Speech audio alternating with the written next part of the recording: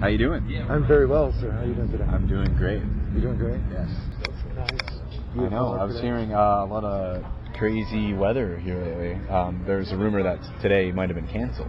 Yes. I heard they canceled the Fish concert here last night. Fish concert? Yeah. Okay, I'm totally oblivious on that. Well, it got canceled, so. Wow. That is. There you have it. What is the most mayhem you have witnessed while on this year's Mayhem tour? Just the crowds have been complete chaos. We didn't really know what to expect. We did Mayhem 2009. It was awesome. It's obviously been a long time since we've done the tour, but just the crowds have been completely nuts. It's just complete chaos. It's just a lot of people just a little rowdy, to put it a little more subtle. But I'm sure there's been a lot of injuries every day. Yeah. And I feel bad. Well, one thing you should never do is feel bad because you're playing heavy metal. Yeah. And I think if a person gets a broken bone during a metal concert, yes, they wear it as a badge of honor. That's true. And if they're listening to Job for a Cowboy and all of a sudden the guy slips and breaks his arm, I got it. I was listening to Job for a Cowboy. Whatever floats his boat, I guess. What is the biggest obstacle you've faced in your music career? Biggest obstacle? Touring is awesome. It's really hard to knock on it, but it can get old at times. I've been touring on average about 8 months out of the year since 2006, 2005.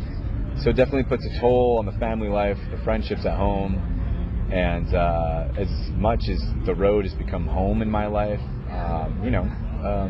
some things might get a little weird in the home life, and if something happens, it creates a giant rift in your life that normally, if you're at home, you can hash it out, deal with it, figure it out, but when you're gone, you're just kind of helpless in a way. Mm-hmm. Like you don't know what to expect while you're on tour. Like you can get a sudden phone call and be like, okay, we have to stop.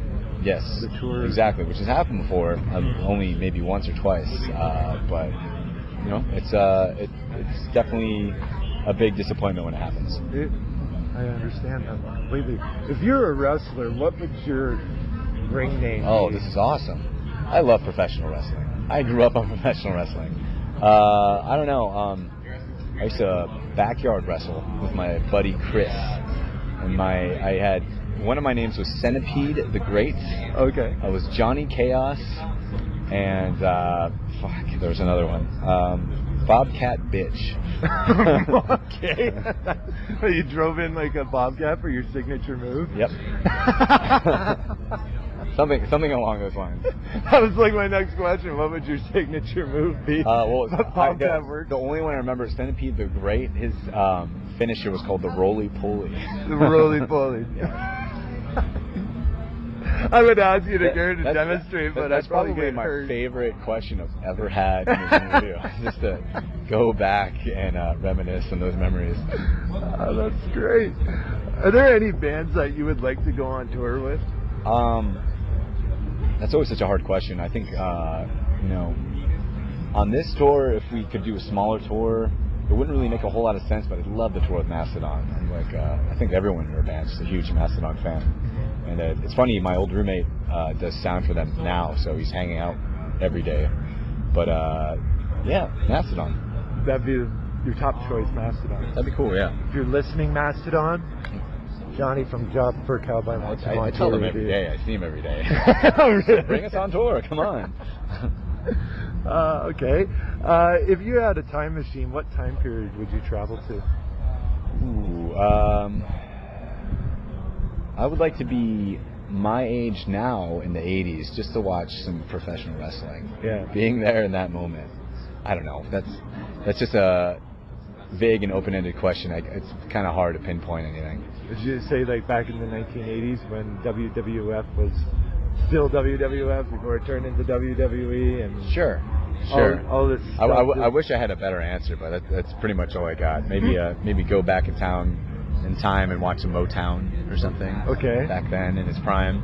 Right. I don't know.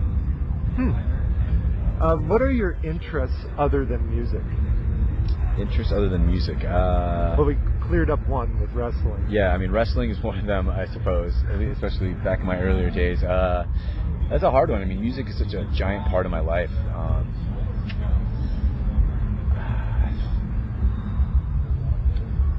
You got me. I don't know. that's legitimately all I do. It's terrifying.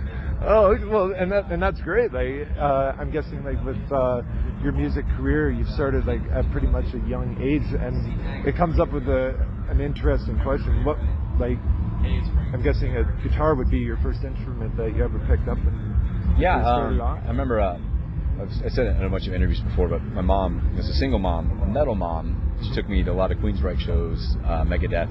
Took me to Pantera way too early of an age. She was the awkward woman carrying with a child that was way too young, and I remember begging and pleading for a guitar, and she finally got me it. So yes, the guitar was the first instrument for me. And which one was it? Was it like it was just a. If you can remember that far. It was just a Fender Squire. A Fender Squire. That's cool. So for the last question, because I know that you got to get set up for your show. Yes. Is there a message or a quote you would like to tell your fans? I think the only message I have is to check out our last record, Demonocracy. It's out now, and it has been for a little bit. Buy it, download it, torrent it, steal it. We don't really care. Just give it a listen and, spread it to your buddies. That's great, Johnny. Well, I thank you very much for your time for this interview, and I hope you have a great time at Mayhem Festival and where your journey may lie. Thank you. Appreciate it. Thank you. Take care. CFMU 93.3 FM.